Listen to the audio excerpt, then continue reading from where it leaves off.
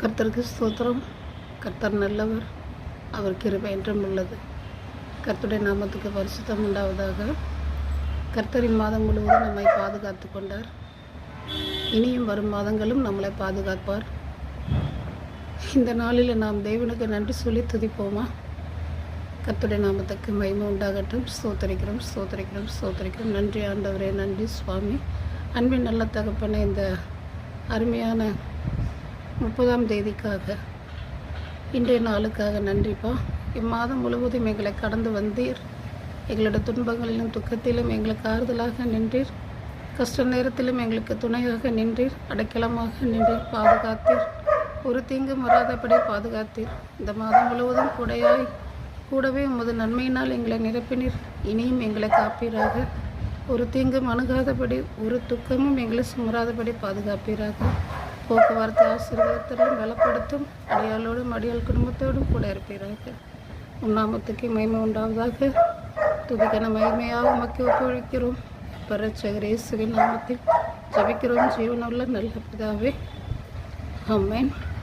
என் ஆத்துமாவே கர்த்தரை ஸ்தோத்திரி. என் முழு உள்ளமே அவருடைய பரிசுத்த நாமத்தை ஸ்தோத்திரி. என் ஆத்துமாவே கர்த்தரை ஸ்தோத்திரி. கர்த்தர் செய்த சகல உபகாரங்களை மறவாதே. ஆமென். நன்றி ஆண்டவரே, உமக்கு ஸ்தோத்திரம். கர்த்தர் நல்லவர், அவர் கிருபை என்றும் உள்ளது. நான் ஒரு செய்தியை டென்சிங் டேனியல் பிரதர் பேசியிருந்தார் ஒரு செய்தியில், அதை உங்களோட ஷேர் பண்ணலான்னு சொல்கிறேன். பூனை பக்தி, குரங்கு பக்தி, கோழி பக்தின்னு சொன்னார். பூனை தன்னுடைய குட்டியை வாயில் கவ்வும், அது தாய்க்கு நிகராக பாதுகாப்பு கொடுக்கும்னு சொன்னார்.